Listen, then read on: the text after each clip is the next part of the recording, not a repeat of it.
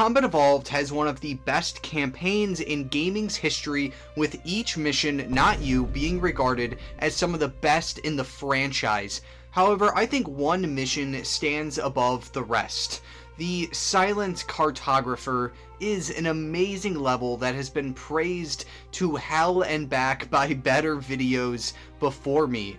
It was even on the demo disc for CE, so you know how much faith Bungie had in this thing, and the most memorable part is the beginning. A good beginning sells you on something, and man was I buying when I was a kid. Storming the beach like you're a sci-fi World War II soldier, to this day, is still awesome. For such an expansive area, it really does condense everything down to one tight area to the top of the beach with a bunch of crates as the Covenant's defense line forms. Whether you decide to go head on, hook left, or stick onto the water to the right, that small funneling of enemies inward can really make you choose a playstyle that fits best to you, because it can adapt to everything. But that's only one option you have to take. One of the coolest things I love about this mission is that, although it guides you in a certain direction, you fight up the beach, get in the Warthog, drive up the hill, get locked out of the first building, move to the side, deactivate the security, and head back. You can completely skip all of that when you first jump out of the Pelican. All you have to do is turn left and start running. The heavy music is still playing, but you're just walking to the entrance to the interior of the island to deactivate the security, completely shifting the order of how you experience the mission. And all it takes is turning and walking across an empty beach. But the best part about this mission is that it doesn't stay empty for long. Every time you enter a structure, the radio blares with more Covenant reinforcements on the way, Marines telling you to hurry up, and Pelicans crashing down to the island. There's a ton of moments like this in Combat Evolved where other things are happening around you, this mission being one of the best examples of that, as Keys is unlocking the quote-unquote weapons cache as we speak. In newer entries to the franchise, missions have tended to become more and more linear with less player expression. Even in a game like Halo Infinite, designed from the ground up to be an open world, it still forces the player into one way to actually complete the level. But here, quite literally, the entire island is open for you to walk around and explore. There may not be a lot to see, but the freedom to do that is immense. I already mentioned the crashed Pelican, but if you go around the island, there's a dead Marines and a Warthog there from a failed assault on the in-cropping part into the island.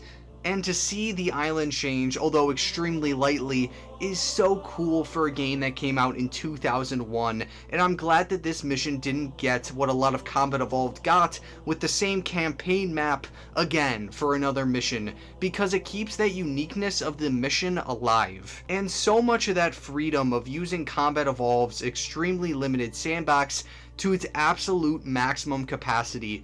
It may look small, but you can get lost on this island just by taking in the sights, those baked-in lens flares, driving around with your Marines, and exploring the somewhat confusing, deep and dense Forerunner Cartographer. And although we've gotten a cave that wasn't a natural formation, I mind you, and with us actually being on an ancient ring world to begin with, we haven't seen a lot of Forerunner design up until this point, and it's a great idea to match opening up the mission design with implementing some of these grand set pieces before we get into full-on Forerunner architecture. Another really great thing is its pacing. That is, if you choose to go the route Bungie intended you to do. It does feel like a good natural progression leading up into the jump scare of a final boss, if you could call it that, from maneuvering the island on a Warthog to heading inwards to deactivating consoles to jumping off that one cliff because, let's be honest, nobody actually walks back down normally. Everything feels just perfect, and the variety inside the Cartographer itself is great. you have a selection of all-out fighting, a bit of stealth, and another hunter boss fight, if you can even really count them as a boss fight, as they're not really that strong in CE. And then it's another race to the finish before getting jumped by camo elites and being picked up by Foehammer. In terms of what Combat Evolved provided, it definitely uses the majority of its ammunition here to give you one of the best experiences in the Halo series. And it's that ability to adapt to every part of the island that makes the Silent Cartographer so impressive. You're never stuck doing just one thing. You are always moving, always thinking, and that's why this mission just works. It's not just about being told exactly what to do, it's about finding your own path through that carnage and chaos. And that's something that stuck with me more than any scripted cutscene or over-the-top bombastic set piece really ever could. God, even though some of those are awesome. When I first played the Anniversary Edition back in 2011, I had no idea where to go, and I think that's what made me enjoy this mission so much more, because some of my favorite memories from this series are simply just dicking around with my friends, and I think that's why this mission is praised so much by fans new and old.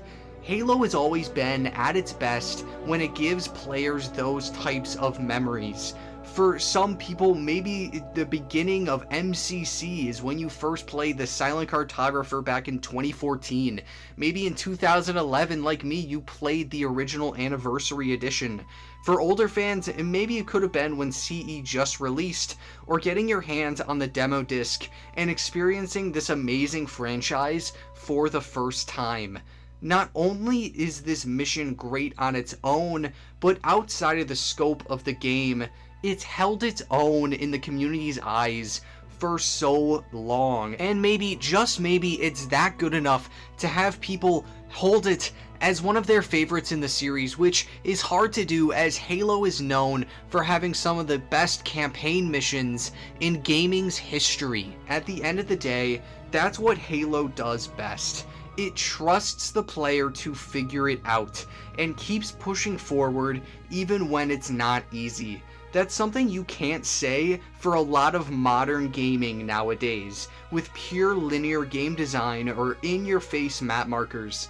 The Silent Cartographer is a perfect example of that mindset, and why I keep coming back to this mission over and over again. Thank you so much for watching. If you enjoy what I do, maybe consider checking out some other stuff. Thank you so much.